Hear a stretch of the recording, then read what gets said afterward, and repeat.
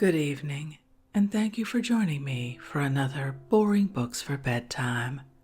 I hope tonight's selection provides all the boredom your busy brain needs to quiet down and let you get some sleep. Before we begin, I'd like to give a special shout out of thanks to some new members of our Patreon family: Zam, Emily, Thomas, Anna, Butthorn, Evan, Mary Ellen, and Zachary. Thank you all so much for supporting this podcast.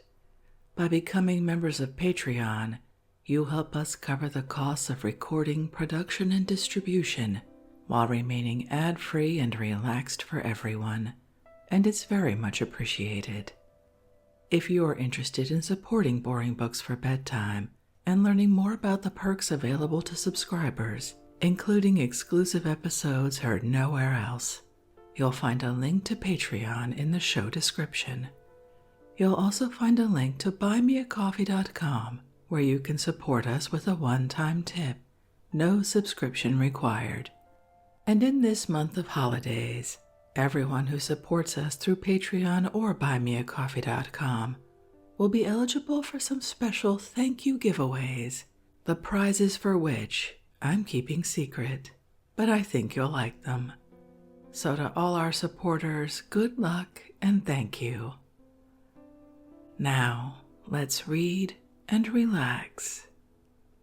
Find a comfortable spot. Adjust your volume.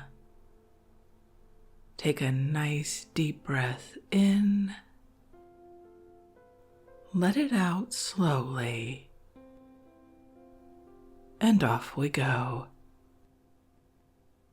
Tonight we're relaxing with some seasonal selections from a book that was recommended by a listener some time ago and which I'm finally getting to. In New England Fields and Woods by Roland E. Robinson. First published in 1896 by Houghton Mifflin and Company, Boston and New York. Let's begin. To the memory of my mother, this book is affectionately inscribed. The weather and the changes of the seasons are such common and convenient topics that one need not apologize for talking about them, though he says nothing new. Still less need one make an apology if he becomes garrulous in relation to scenes which are now hidden from him by a curtain of darkness, or concerning some humble acquaintances with whom he was once on familiar terms, but who now and hereafter can only be memories, though they are yet near him and he may still hear their voices.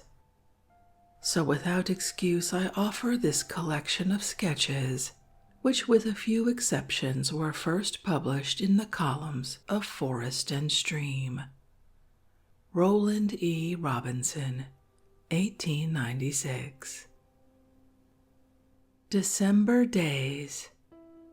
Fewer and more chill have become the hours of sunlight, and longer stretch the noontide shadows of the desolate trees athwart the tawny fields and the dead leaves that mat the floor of the woods. The brook braids its shrunken strands of brown water with a hushed murmur over a bed of sodden leaves between borders of spiny ice crystals, or in the pools swirl in slow circles the imprisoned fleets of bubbles beneath a steadfast roof of glass. Dark and sullen the river sulks its cheerless way, enlivened but by the sheldrake that still courses his prey in the icy water, and the mink that like a fleet black shadow steals along the silent banks. Gaudy wood duck and swift-winged teal have long since departed, and left stream and shore to these marauders and to the trapper who now gathers here his latest harvest. The marshes are silent and make no sign of life, though beneath the domes of many a sedge-built roof the unseen muskrats are astir, and under the icy cover of the channels fare to and fro on their affairs of life, undisturbed by any turmoil of the upper world. When the winds are asleep, the lake bears on its placid breast the moveless images of its quiet shores, deserted now by the latest pleasure seekers, among whose tenantless camps the wild wood folk wander as fearlessly as if the foot of man had never trodden here. From the still mid-waters far away, a loon halloos to the winds to come forth from their caves, and yells out his mad laughter in anticipation of the coming storm. A herald breeze blackens the water with its advancing steps, and with a roar of its trumpets, the angry wind sweeps down, driving the white-crested ranks of waves to assault the shores. Far up the long incline of pebbly beaches they rush, and leaping up the walls of rock, hang fetters of ice upon the writhing trees. Out of the seething waters arise lofty columns of vapor, which, like a host of gigantic phantoms, stalk silent and majestic above the turmoil, till they fall in wind-tossed showers of frost flakes. There are days when almost complete silence possesses the woods, yet listening intently, one may hear the continual movements of myriads of snow fleas, pattering on the fallen leaves like the soft purr of such showers as one might imagine would fall in Lilliput. With footfalls so light that he is seen close at hand sooner than heard, a hare limps past, too early clad in his white fur that shall make him inconspicuous amid the winter snow. His coming shines from afar through the gray underbrush and on the tawny leaves. Unseen amid his dun and gray environment, the ruffed grouse skulks unheard till he bursts away in thunderous flight. Overhead, invisible in the lofty thicket of a hemlock's foliage, a squirrel drops a slow patter of cone chips, while undisturbed a nuthatch winds his spiral way down the smooth trunk. Faint and far away, yet clear, resound the axe strokes of a chopper, and at intervals the muffled roar of a tree's downfall. Silent and moveless cascades of ice veil the rocky steeps, where in more genial days tiny rivulets dripped down the ledges and mingled their musical tinkle with the songs of birds and the flutter of green leaves. Winter berries and bittersweet still give here and there a fleck of bright color to the universal gray and dun of the trees, and the carpet of cast-off leaves, and the dull hue of the evergreens, but scarcely relieve the somberness of the woodland landscape.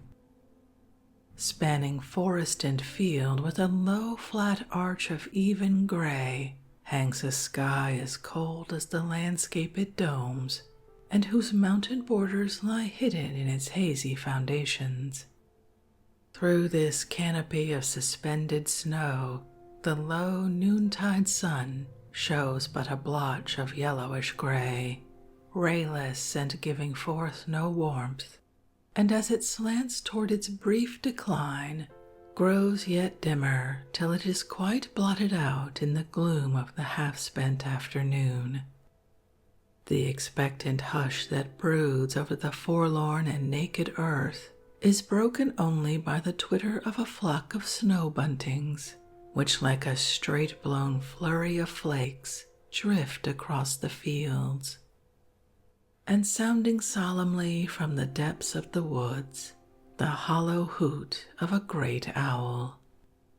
Then the first flakes come wavering down, then blurring all the landscape into vague unreality, they fall faster, with a soft purr on frozen grass and leaves, till it becomes unheard on the thickening, noiseless mantle of snow.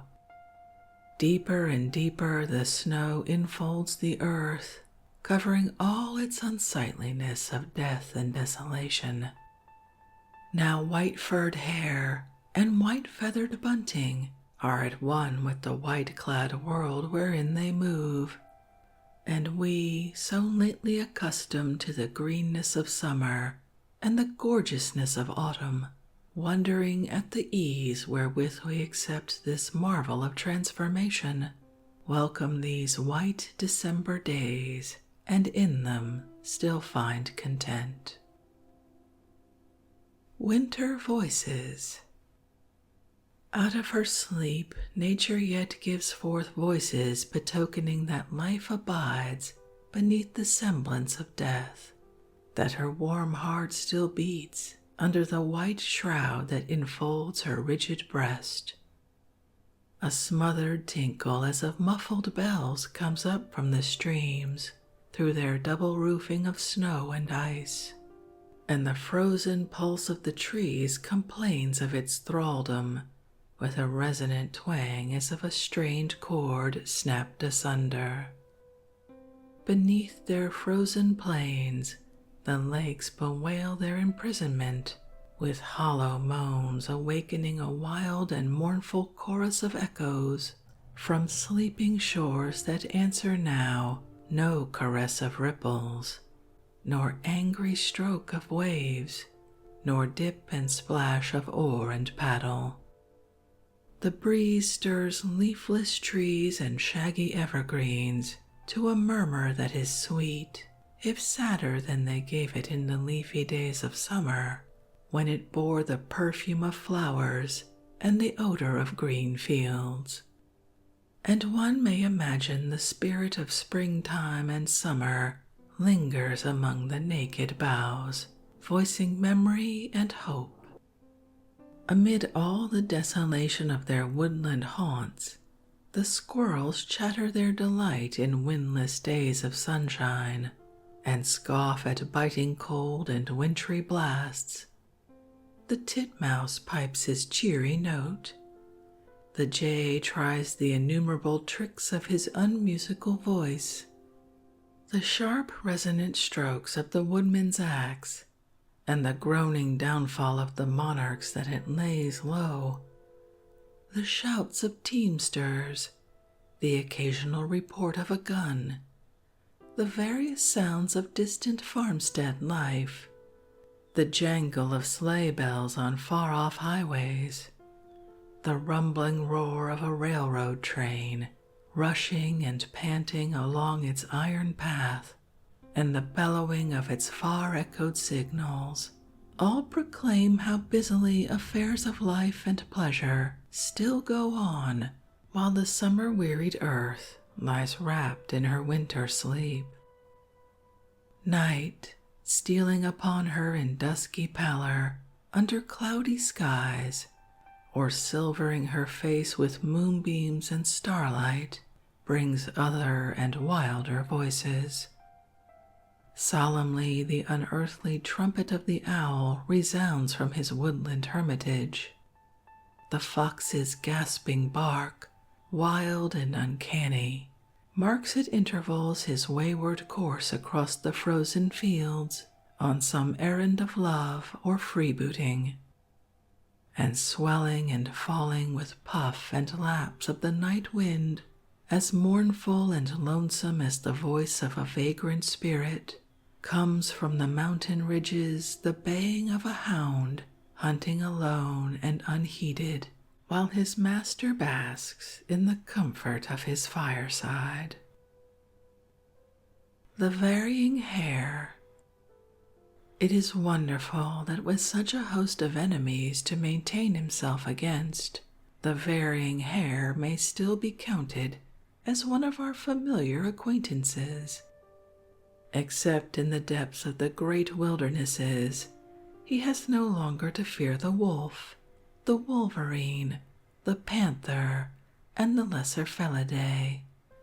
But where the younger woodlands have become his congenial home, they are also the home of a multitude of relentless enemies. The hawk, whose keen eyes pierce the leafy roof of the woods, wheels above him as he crouches in his form. When he goes abroad under the moon and stars, the terrible shadow of the horned owl falls upon his path, and the fox lurks beside it to waylay him, and the clumsy raccoon, waddling home from a cornfield revel, may blunder upon the timid wayfarer. But of all his enemies, none is more inveterate than man, though he is not, as are the others, impelled by necessity, but only by that savagery, the survival of barbarism, which we dignify by the name of the sporting instinct. Against them all, how slight seem the defenses of such a weak and timid creature! Yet impartial nature, having compassed him about with foes, has shod his feet with swiftness and silence, and clad his body with an almost invisible garment. The vagrant zephyrs touch the fallen leaves more noisily than his soft pads press them. The first snow that whitens the fading gorgeousness of the forest carpet falls scarcely more silently. Among the tender greens of early summer and the dark verdure of midsummer, the hare's brown form is as inconspicuous as a tuft of last year's leaves, and set in the brilliancy of autumnal tints or the russet hue of their decay, it still eludes the eye. Then winter clothes him in her own whiteness, so he may sit unseen upon her lap. When he has donned his winter suit too early, and his white coat is dangerously conspicuous on the brown leaves and among the misty gray of naked undergrowth, he permits your near approach as confidently as if he were of a color with his surroundings. Is he not aware that his spotless raiment betrays him, or does he trust that he may be mistaken for a white stone or a scroll of bark sloughed from a white birch? That would hardly save him from the keener-sensed birds and beasts of prey, but may fool your dull eyes.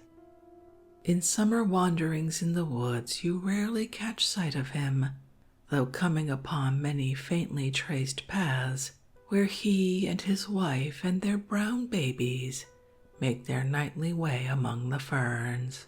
Nor are you often favored with a sight of him in more frequent autumnal tramps. After a snowfall, a single hare will in one night make such a multitude of tracks as will persuade you that a dozen have been abroad. Perhaps the trail is so intricately tangled with a purpose of misleading pursuit. Perhaps it is but the record of saunterings as idle as your own. As thus you wander through the pearl-enameled arches, your roving glances are arrested by a rounded form which, as white and motionless as everything around it, yet seems in some way not so lifeless. You note that the broad footprints end there, and then become aware of two wide, bright eyes, unblinkingly regarding you from the fluffy tuft of whiteness. How perfectly assured he is of his invisibility, and if he had but closed his bright eyes, you might not guess that he was anything but a snow-covered clump of moss. How still and breathless he sits till you almost touch him, and then the white clod suddenly flashes into life and impetuous motion, bounding away in a halo of feathery flakes, as if he himself were dissolving into white vapor.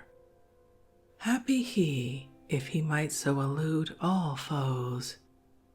But alas for him, if the swift-winged owl had been as close above him or the agile fox within leap, then, instead of this glimpse of beautiful wild life to treasure in your memory, you would only have read the story of a brief tragedy, briefly written with a smirch of blood and a tuft of rumpled fur. The winter campfire. The chief requisite of a winter campfire is volume. The feeble flame and meager bed of embers that are a hot discomfort to the summer camper while he hovers over coffee pot and frying pan would be no more than the glow of a candle toward tempering this nipping air. This fire must be no dainty nibbler of chips and twigs that a boy's hatchet may furnish, but a roaring devourer of logs, for whose carving the axe must be long and stoutly wielded, a very glutton of solid fuel, continually demanding more, and licking with its broad red tongues at the branches that sway and toss high above in its hot breath. So fierce is it that you approach cautiously to feed it, and the snow shrinks away from it, and can quench of it only the tiny sparks that are spit out upon it. You must not be too familiar with it, yet it is your friend after its own manner, fighting away for you the creeping demon of cold, and holding at bay on the rim of its glare the wolf and the panther. With its friendly offices are mingled many elfish tricks. It boils your pot just to the point you wish, then boils it over and licks up the fragrant brew of celestial leaf or Javanese berry. It roasts or broils your meat to a turn, then battles with you for it and sears your fingers when you strive to snatch the morsel from its jaws, and perhaps burns it to a crisp before your very eyes, vouchsafing but the tantalizing fragrance of the feast. Then it may fall into the friendliest and most companionable of moods, lazily burning its great billets of ancient wood while you burn the Virginian weed, singing to you songs of summer, its tongues of flame murmuring like the south wind among green leaves, and mimicking the chirp of the crickets and the cicada's cry in the simmer of exuding sap and vent of gas, and out of its smoke blossom sparks that drift away in its own currents like red petals of spent flowers. It paints pictures, some weird or grotesque, some beautiful, now of ghosts and goblins, now of old men, now of fair women, now of lakes crinkled with golden waves, and towers on pine-crowned crags, ruddy with the glow of sunset, sunny meadows and pasture lands, with farmsteads and flocks and herds. The ancient trees that rear themselves aloft like strong pillars, set to hold up the narrow arch of darkness, exhale an atmosphere of the past, in which your thoughts, waking or sleeping, drift backward to the old days when men whose dust was long since mingled with the forest mold moved here in the rage of war and the ardor of the chase. Shadowy forms of dusky warriors gather about the campfire and sit in its glare in voiceless council, or encircle it in the grotesquely terrible movement of the war dance. Magically, the warlike scene changes to one of peace. The hunters steal silently in with burdens of game. The women sit in the ruddy light, plying their various labors, while their impish children play around them in mimicry of battle and the chase. All then vanish, and white-clad soldiers of France bivouac in their place, or red-coated Britons, or provincial rangers, unsoldierly to look upon in homespun garb, but keen-eyed, alert, and the bravest of the brave. These dissolve like wreaths of smoke, and a solitary hunter clothed all in buckskin sits over against you, his long flintlock rifle lying across his lap. He is looking with rapt gaze into the fire, dreaming as you are. So growing brighter as the daylight grows dim, and the gloaming thickens to the murk, and paling again as daylight creeps slowly back upon the world, but always bright in the diurnal twilight of the woods, the campfire weaves and breaks its magic spells, now leaping, now lapsing, as its own freaks move it. Then perhaps, when it has charmed you far across the border of dreamland, and locked your eyes in the blindness of sleep, it will startle you back to the cold reality of the wintry woods with a crash and roar of sudden revival. January days. In these midwinter days, how muffled is the earth in its immaculate raiment, so disguised in whiteness that familiar places are strange. Rough hollows smoothed to mere undulations, deceitful to the eye and feet, and level fields so piled with heaps and ridges that their owners scarcely recognize them. The hovel is as regally roofed as the palace. The rudest fence is a hedge of pearl, finer than a wall of marble, and the meanest wayside weed is a white flower of fairyland. The woods, which frost and November winds stripped of their leafy thatch, are roofed again, now with an arabesque of alabaster, more delicate than the green canopy that summer unfolded, and all the floor is set in noiseless pavement, traced with a shifting pattern of blue shadows. In these silent aisles the echoes are smothered at their birth. There is no response of airy voices to the faint call of the winter birds. The sound of the axe stroke flies no farther than the pungent fragrance of the smoke that drifts in a blue haze from the chopper's fire. The report of the gun awakens no answering report, and each mellow note of the hound comes separate to the ear with no jangle of reverberations. Fox and hound wallow through the snow, a crumbling furrow that obliterates identity of either trail. Yet there are tracks that tell as plain as written words who made them. Here have fallen lightly as snowflakes the broad pads of the hare, white as the snow he trod.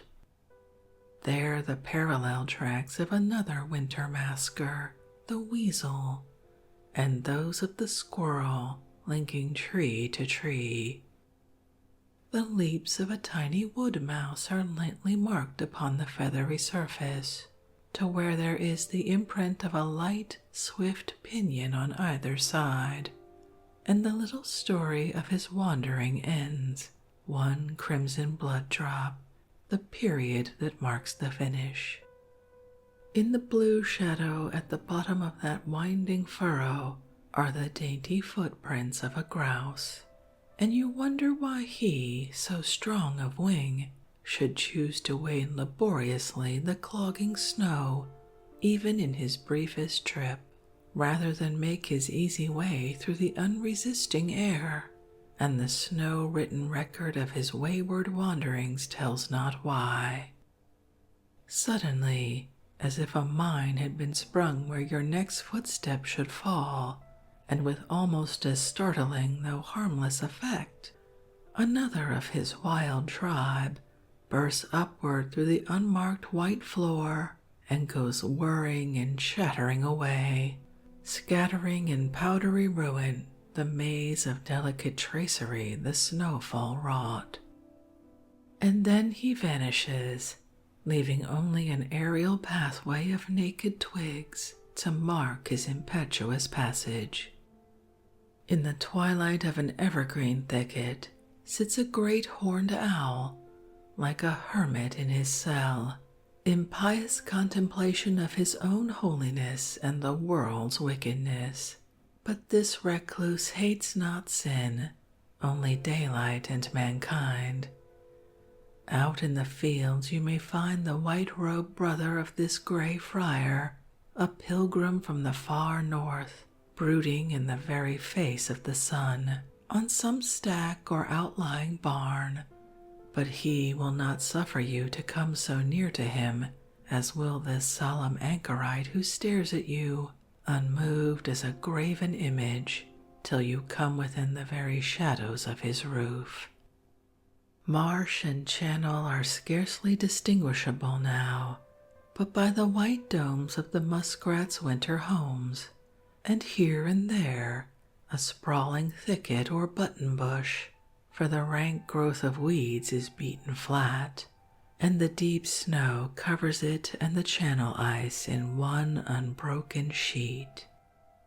Champlain's sheltered bays and coves are frozen and white with snow or frost, and the open water, whether still or storm-tossed, black beneath clouds or bluer than the blue dome that arches it, looks as cold as ice and snow.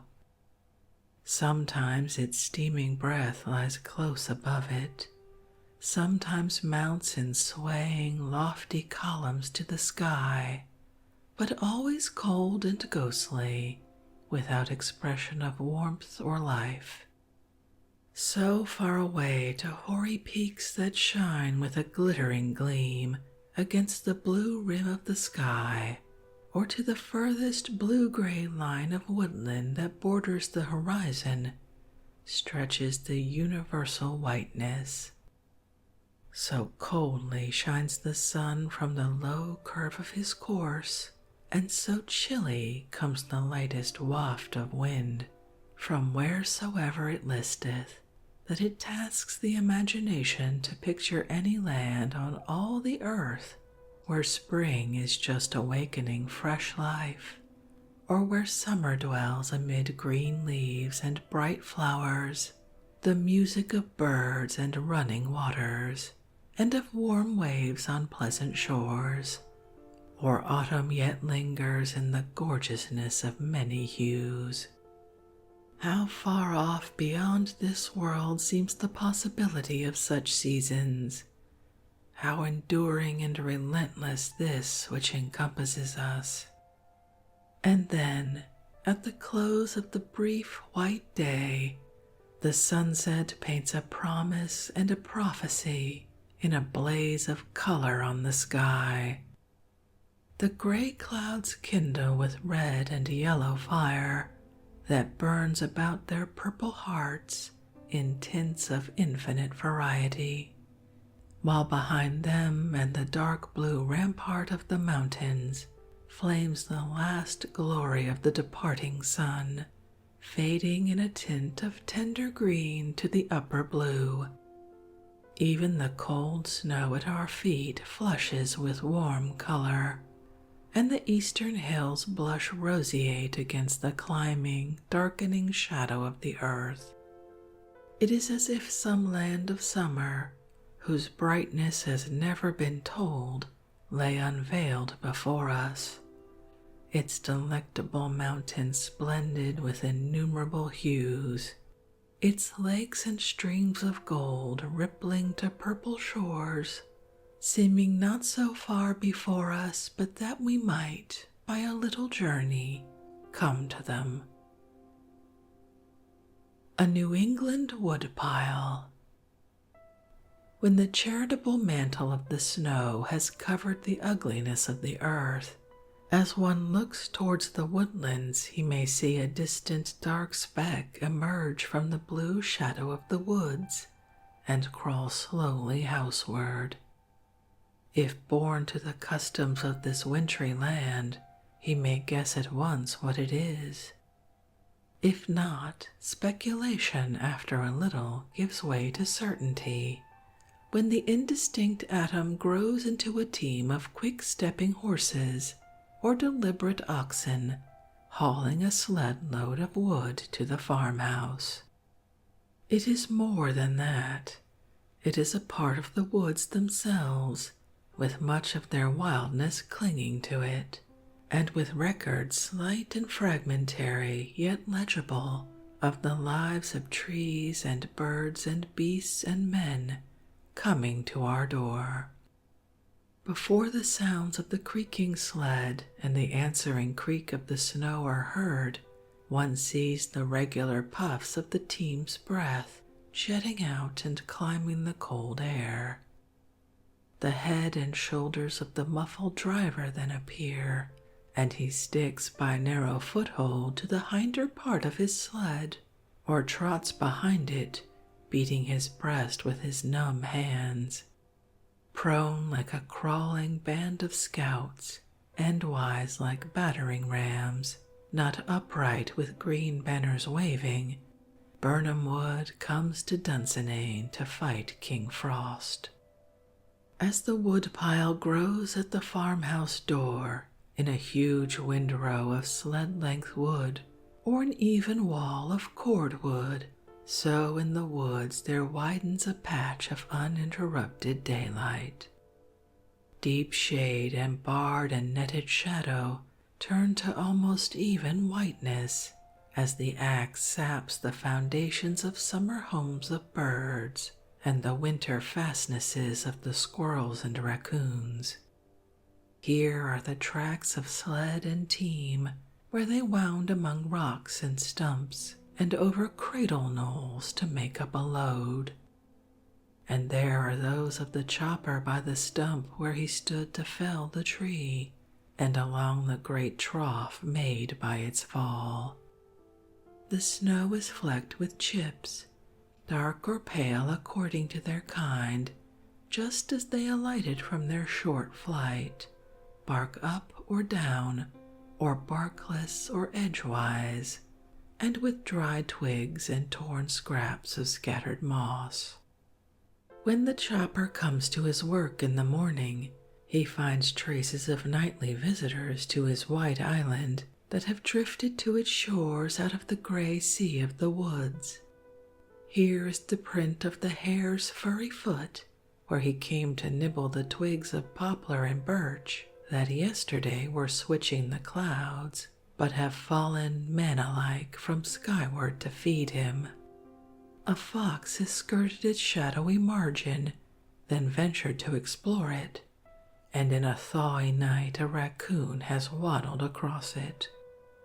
The woodman is apt to kindle a fire more for company than warmth, though he sits by it to eat his cold dinner, casting the crumbs to the chickadees, which come fearlessly about him at all times.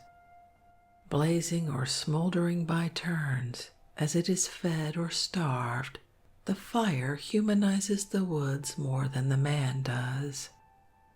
Now and then it draws to it a visitor, oftenest a fox hunter who has lost his hound, and stops for a moment to light his pipe at the embers and to ask if his dog has been seen or heard.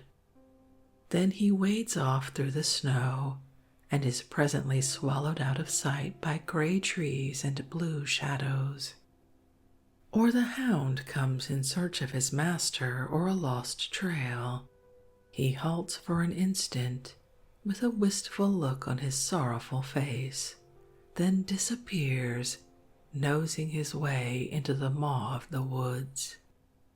If the wood is cut sled length, which is a saving of time and also of chips, the chopper is one of the regular farm hands or a day man, and helps load the sled when it comes. If the wood is 4 foot, he is a professional, chopping by the cord, and not likely to pile his cords too high or long, nor so closely that the squirrels have much more trouble in making their way through them than over them, and the man comes and goes according to his ambition to earn money. In whichever capacity the chopper plies his axe, he is pretty sure to bring no sentimentalism to his task. He inherits the feeling that was held by the old pioneers toward trees, who looked upon the noblest of them as only giant weeds encumbering the ground, and best got rid of by the shortest means. To him the tree is a foe, worthy of no respect or mercy, and he feels the triumph of a savage conqueror when it comes crashing down and he mounts the prostrate trunk to dismember it. The more year marks encircling its heart, the greater is victory. To his ears its many tongues tell nothing or preach only heresy. Away with the old tree to the flames. To give him his due, he is a skillful executioner, and will compel a tree to fall across any selected stump within its length. If one could forget the tree, it is a pretty sight to watch the easy swing of the axe, and see how unerringly every blow goes to its mark, knocking out chips of a span's breadth. It does not look difficult nor like work, but could you strike twice in a place, or in half a day bring down a tree twice as thick as your body? The wise farmer cuts for fuel only the dead and decaying trees in his woodlot, leaving saplings and thrifty old trees to stand up and grow better, as the Yankee saying is. There is a prosperous and hospitable look in a great woodpile at a farmhouse door. Logs with the moss of 100 years on them, breathing the odors of the woods, have come to warm the inmates and all incomers. The white smoke of these chimneys is spicy with the smell of seasoned hardwood, and has a savor of roasts and stews that makes one hungry. The Yankees who possess happy memories of the great open fires of old time are growing few, but Whittier has embalmed for all time in Snowbound their comfort and cheer and picturesqueness. When the trees of the virgin forest cast their shadows on the newly risen roof, there was no forecasting provision for winter. The nearest green tree was cut and hauled full length to the door, and with it the nearest dry one was cut to match the span of the wide fireplace, and when these were gone another raid was made upon the woods, and so from hand to mouth the fire was fed. It was not uncommon to draw the huge backlogs onto the hearth with a horse, and sometimes a yoke of oxen were so employed. Think of a door wide enough for this. It was the next remove from a campfire. There were further likeness to it in the tales that were told beside it, of hunting and pioneer hardships, while the eager listeners drew to a closer circle on the hearth, and the awed children cast covert scared backward glances at the crouching and leaping shadows that thronged on the walls, and the great samp kettle bubbled and seethed on its trammel, and the forgotten johnny cake scorched on its tilted board. As conveniently near the shed as possible, the pile of sled-length wood is stretching itself slowly, a huge vertebrate, every day or two gaining in length. A joint of various woods with great trunks at the bottom, then smaller ones, gradually growing less to the topping out of saplings and branches. Here is a sugar maple, 3 feet through at the butt, with the scars of many tappings showing on its rough bark. The oldest of them may have been made by the Indians. Who knows what was their method of tapping?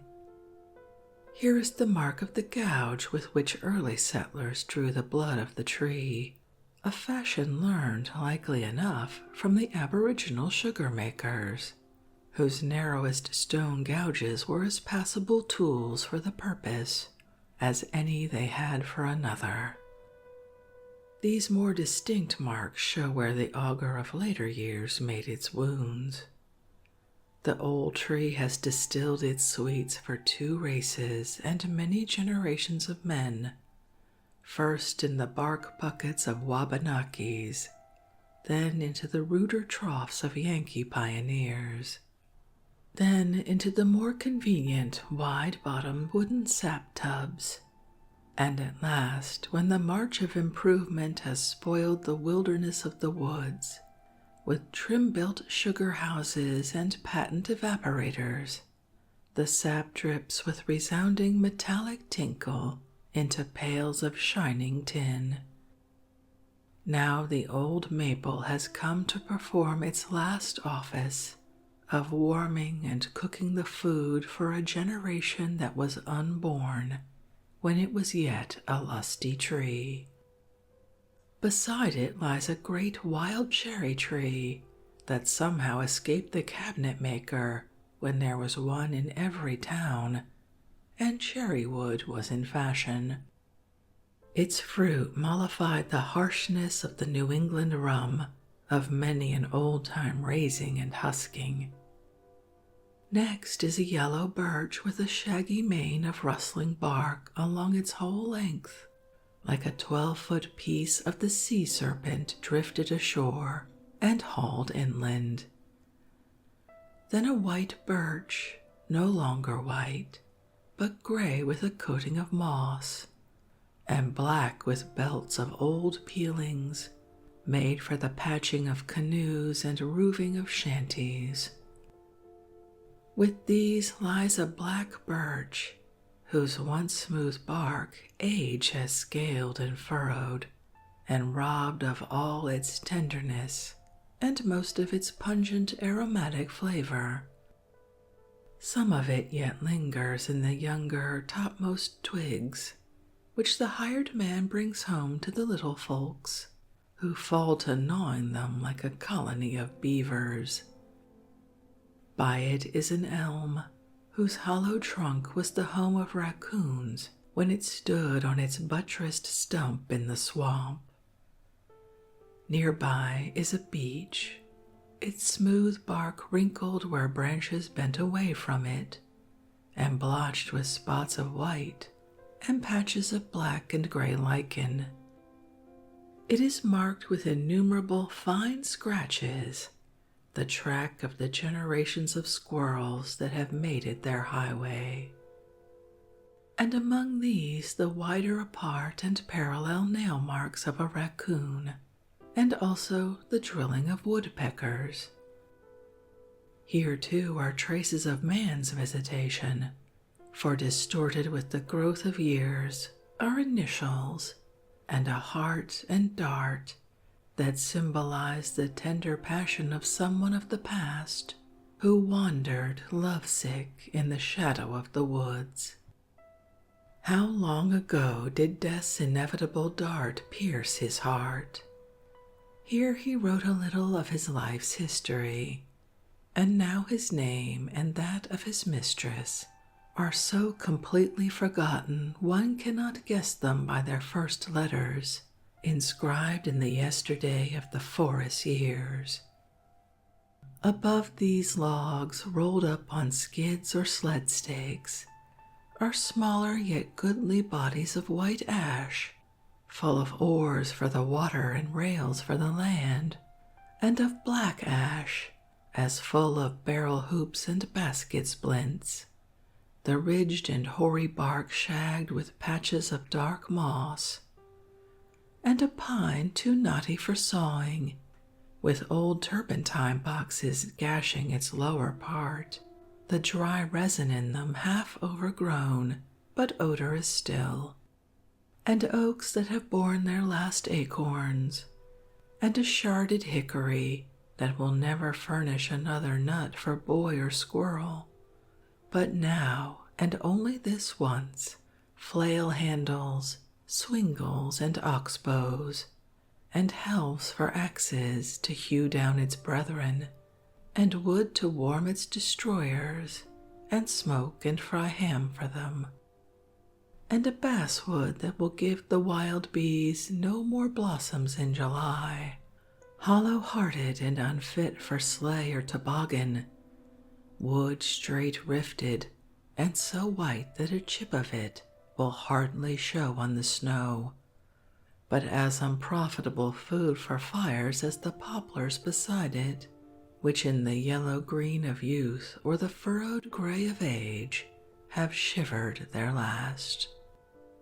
The completed woodpile basks in the growing warmth, as responsive to the touch of spring as if every trunk yet upheld its branches in the forest. The buds swell on every chance-spared twig, and sap starts from the severed ducts. From the pine drip slowly lengthening stalactites of amber, from the hickory thick beads of honeydew, and from the maples a flow of sweet that calls the bees from their hives across the melting drifts. Their busy hum makes an island of summer sound in the midst of the silent ebbing tide of winter. As the days grow warmer, the woodpile invites idlers as well as busy bees and woodcutters. The big logs are comfortable seats to lounge on while whittling a pine chip and breathing the mingled odors of the many woods freshly cut and the indescribable woodsy smell brought home in the bark and moss, and listening to the hum of the bees and harsher music of the saws and axe, the sharp, quick swish of the whipsaw, the longer drawn and deeper ring of the crosscut, and the regular beat of the axe, fiddle, bass, and drum, each with its own time but all somehow in tune. The parts stop a little when the fiddler saws off his string. The two drawers of the long bass bow sever theirs, and the drummer splits his drum, but each is soon outfitted again, and the funeral march of the woodpile goes on. Here is the most delightful of places for those busy idlers, the children, for it is full of pioneers' and hunters' cabins, robbers' caves, and bears' dens, and of treasures of moss and gum and birch, and of punk, the tinder of the Indians and our forefathers, now gone out of use except for some conservative Canuck to light his pipe, or for boys to touch off their small ordnance. It is a pretty sight to watch the nuthatches and titmice searching the grooves of the bark for their slender fare, or a woodpecker chopping his best for a living with his sharp-pointed axe, all having followed their rightful possessions from the woods, taking perhaps the track of the sled. It is wonderful to hear the auger of the pine borer, now thawed into life, crunching its unseen way through the wood. Then there is always the chance of the axe unlocking the stores of deer mice, quarts of beech nuts with all the shells neatly peeled off. And what if it should happen to open a wild beehive full of honey? If the man comes who made the round of the barns in the fall and early winter with his threshing machine, having exchanged it for a sawing machine, he makes short work of our woodpile.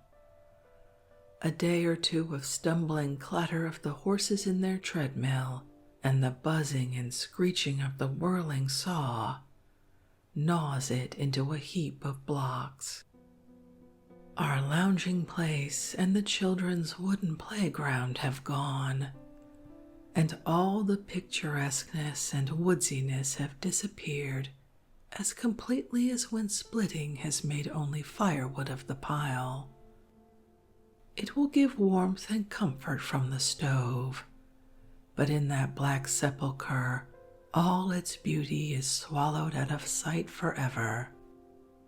If it can go to a generous fireplace, it is beautified again in the glowing and fading embers that paint innumerable shifting pictures, while the leaping flames sing the old song of the wind in the branches.